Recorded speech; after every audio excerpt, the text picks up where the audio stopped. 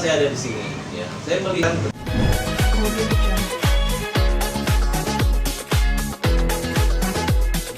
Dari Bapak ada yang mau disampaikan, Pak? Sama. Bapak juga terganggu dengan pembicaraan di luar sana. Bapak Jojo datang dari Aceh ke Jakarta, kalau begini gimana? Lebih enak petani tadi ya di kampung, Pak. Ya, barangkali ya. Nah, Bapak juga disebut menerima nggak? Ya, disebut menerima juga dari hasil donasi itu. Enggak. Kami sekarang Kakak ipar. iya, itu bukan maksudnya maksudnya dipecah supaya itu siapa aja. Ya kalau kemarin sekarang kan kemarin semua 1,3 itu 250 sama ini Itu bukan jalan keluar dari apapun yang sedang dihadapi. Tapi lepas dari itu, bagaimana Anda menjawab percakapan-percakapan itu? Anda disebut orang yang tidak tahu diri, tidak tahu terima kasih, tidak memberikan apresiasi terhadap para donasi, termasuk Tenopi malah dilaporkan. Apa yang mau Anda sampaikan? Sebenarnya kalau masalah kayak gitu sih, dibilang saya buang itu bukan untuk pengobatan, siapa bilang kayak Ya, itu betul. tidak benar? Buat pengobatan saya. Cuman kan yang kita masih gunakan masih ada. Masa kita gunakan itu juga? Kan posisinya juga kita kan belum ke tahap yang besar juga untuk pembayarannya gitu. Kecuali memang kita udah ke tahapan yang besar, operasi besar. Iya, operasi juga belum, masih tahapan kecil-kecil, ya masih kontrol terus gitu. Menurut Anda, bulian atau hujatan mana yang paling menyakitkan?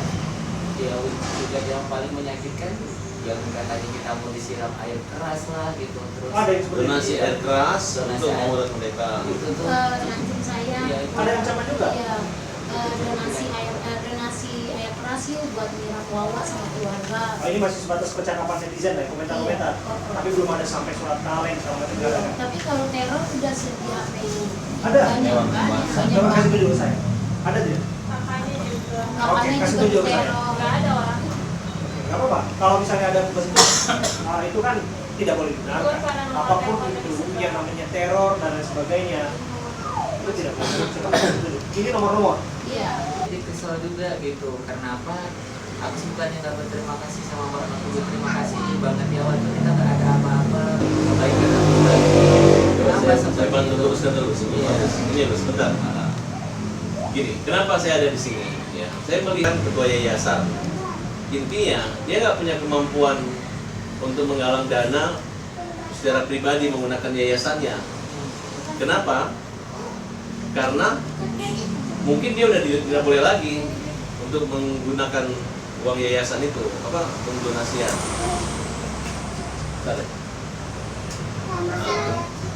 Kemudian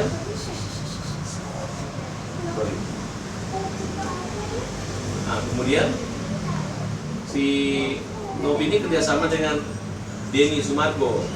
Nah, dari PA-nya Denny, Novi nanti donasinya ke Novi yayasan kami. Oh ya, makasih. Kan dia juga kayak harap-harap, syukur alhamdulillah. Nanti kalau ada yang ribut, kan bukan gue yang masak, lu yang mau. Nah, ini juga dikasih pasang nomor, cuma katanya sumbanglah Agus ikhlas ya. Itu ada lebih dari 8.000 donatur yang mendonasikan itu. Nah, kemudian tersinggung, tidak ada kesepakatan segala macam, mulailah dia bermain. Tujuannya adalah untuk membuat opini mereka ini jelek, jangan nyumbang melalui pribadi, nyumbanglah ke yayasan. Nah, kemudian dipermalukan dengan cara-cara mengatakan buat warisan segala macam. Akhirnya terbuat hampir semua bully itu adalah akun yang dikunci, akun-akun yang menurut saya itu adalah buzzer. Nah, di sini ada dua persoalan hukum. Pertama, pencemaran nama baiknya, karena semua postingan jelek ditampilkan di akunnya Novi. Nah, jadi kalau ditanya kenapa nggak bisa selesaikan dengan baik, sebenarnya gampang. Kita juga bukan mau memasukin ke penjara dia, tapi yang jelas cara-cara dia menakuti Agus, hey, kalau lu nggak kembali duit ke yayasan, tidak dimutasi, maka kamu akan kita laporin ke Dinsos, akan kita viralkan. Ya, ini namanya orang nggak mengerti, ya udahlah. Itu anggapan Anda kan? Itu kan tidak pernah diucapkan oleh Novi kan? Tidak. Kemudian dibawa ke bank atau ke rumah sakit, kamu dibawa ke bank, tujuannya untuk mutasi aja, tapi apa yang terjadi? Pindah lagi nih, jelas Ya, jadi tuh kita kan di rumah sakit yang udah Masih. ngopi kan. Tidak. Terus tuh udah kayak gitu kita kan ada 2 jadwal. Ada jadwal pagi sayang ya. Jadwal pagi sama jadwal sore. Nah di jadwal pagi tuh yang masih sempatnya nih. Habis itu dia nge-WA ke istri Agus. Nanti itu kekecewaan Agus. Ya kalau mau ngebantu, bantulah dengan ikhlas. Jangan sampai bawa-bawa keluarga gitu. Ya kalau misalnya ada yang kurang dari kita, namanya kita orang awam, problemin gimana caranya nih Mas Agus, Mediasi. kok bisa seperti ini, mediasi bareng-bareng kita Tentang gitu. rumah saya. jangan sampai ke media sosial karena kita bukan orang media sosial. Itu kekecewaan Agus. Agus sudah minta maaf pertama di rumahnya Mbak Novi, sampai sujud-sujud Agus sama Mbak Novi. Di situ Agus diundang, ayah Agus dipermalukan juga di situ, sangat menyakitkan. Agus disuruh mengakui yang bukan kesalahan Agus. Permalukan seperti apa? Dia menanyakan ke ayah Agus tentang BPJS. Ya sekarang begini Pak, orang dari kampung datang kemari, yang nggak ngerti yang namanya kota, coba suruh ayah Agus gimana, suruh ke RSCM, bisa nggak dia sendiri? Pasti sesat. Begitu juga kalau orang dari kota masuk ke kampung nggak nanya, pasti juga sama sesat. Maksud Agus, nanyalah sama-sama orang yang pintar. Di situ ayah Agus udah memang benar-benar pas ditanya juga, dia jawab saya nggak tahu masalah itu bawaan, tapi tetap ditekan di situ. Agus dengar pembicaraan itu cukup menyakitkan, dengar lomongannya yang lantang. Agus juga minta maaf sama dia sampai sujud. Itu yang pertama kali Agus lakukan. Tapi apa yang terjadi, dia langsung kembali lagi memberikan statement di story-nya, sampai Agus dihujat lagi bahkan lebih keras sama mereka gitu ya. Cukup menyakitkan bagi Agus. Nah ketika itu datanglah maafan yang kedua, diundang ke Densu.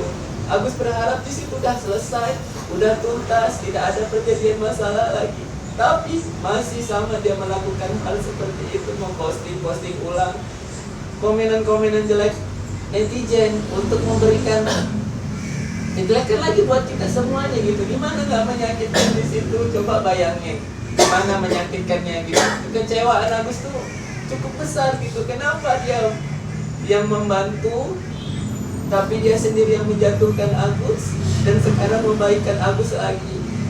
Gimana Mbak?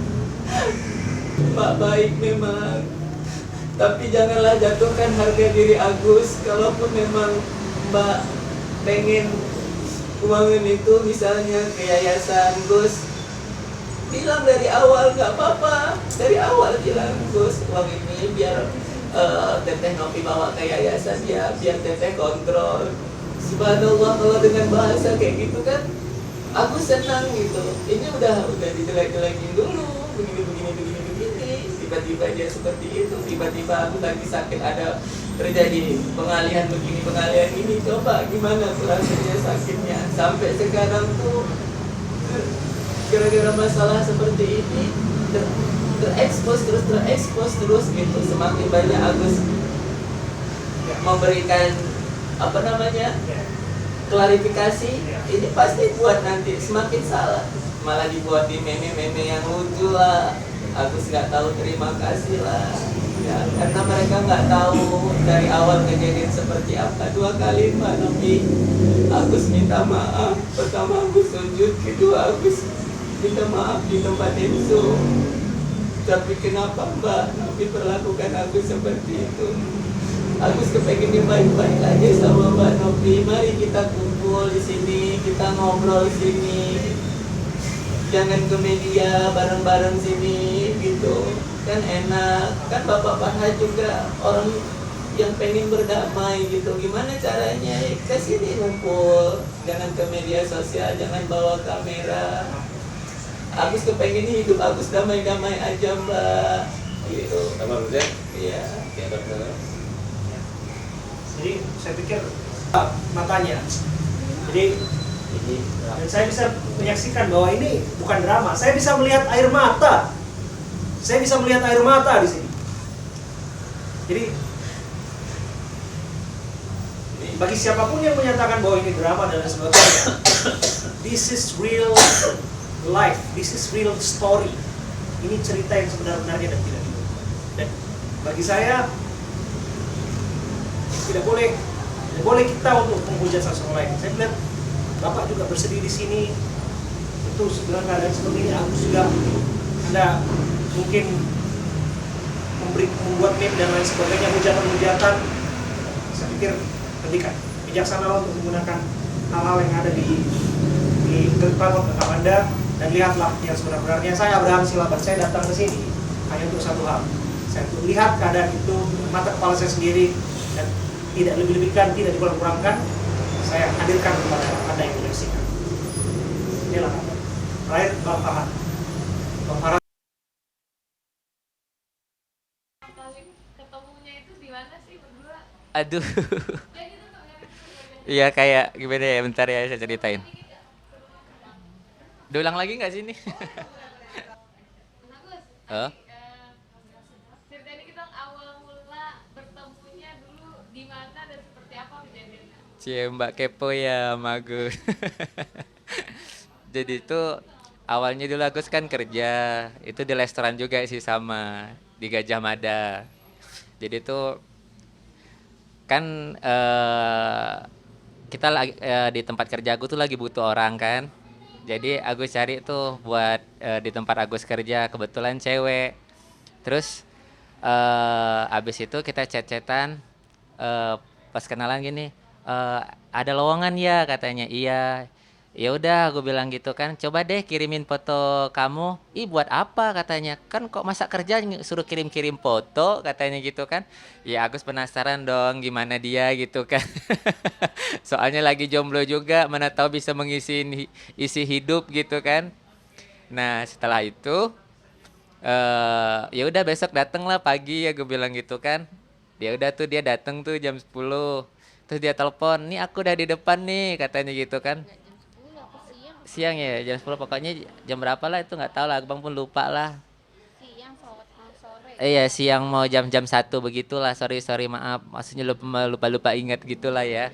Terus tuh dia datang, oh yaudah nih udah di depan nih. Oh Agus buka lah, ya udah bentar ya Agus turun ke bawah nih. Agus buka gerbangnya kan, pas di situ sih belum ada rasa gimana ya. Nah setelah itu kita kerja, ngobrol sama dia sayang ya. Ya ngobrol kayak nanyain eh, kamu tuh Agus, saya nanyain dulu nih sama Agus, nanyain ke istri, kamu tuh tipe kamu yang gimana ya, bilang gitu kan. Aku tuh nggak suka katanya cowok alay, lebay begitu kan katanya kan. Kan saking kan Agus kan cowok alay lah gitu kan. Iya lebay juga lah gitu. Pas di saat itu yang Agus pikirkan, bukan tipenya berarti begitu kan. Nah, kan dulu maaf cerita ya, ada adik almarhum Agus juga di situ kerja.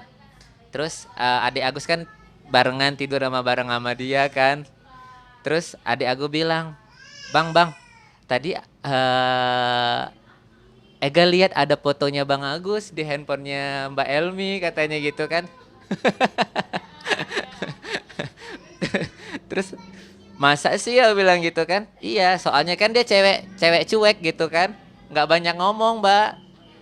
Kalau ngomong pun sama Agus tuh malu-malu, sampai sekarang juga kayak gitu kan, nggak banyak ngomong gitu karena orangnya introvert gitu kan. Terus abis itu masa sih bilang gitu. Iya dia itu suka sama abang katanya gitu. Yang bener bilang gitu kan. Terus Agus chat dia malam-malam, lagi ngapain? Aduh katanya kan lagi bingung nih katanya gitu kan. Terus aku bilang gitu, besok kan libur, yuk kita ke kota tua yuk, aku bilang gitu. Ngapain katanya, kita jalan-jalan, aku bilang gitu kan. Ya Agus kan mau mastiin juga kan, mau nggak dia. Terus dibalas sama dia akhirnya, ya udah ayo katanya. Wah ada sinyal nih gitu kan. Terus abis itu kita ngobrol di sana. Asik ya sayangnya ngobrol di sana. Asik nggak sayang? Hah? Asik nggak? Biasa aja. Hah? Itu kan memang dia orangnya begini, cuek gitu ya. Ya begitulah modelnya, orang introvert sama orang yang liar kayak saya gitu. Hah? Itu 4 tahun yang lalu lah itu. Saya juga lupa lah itu. Iya, sekitar gitulah. Iya, kita memang nggak banyak-banyak pacaran sih gitu. Nah, Aku kan kerja di situ berapa bulan ya? Agak lama lah, sekitar 7 atau 8 bulanan. Kan emang saat kerja di situ, mesnya di situ.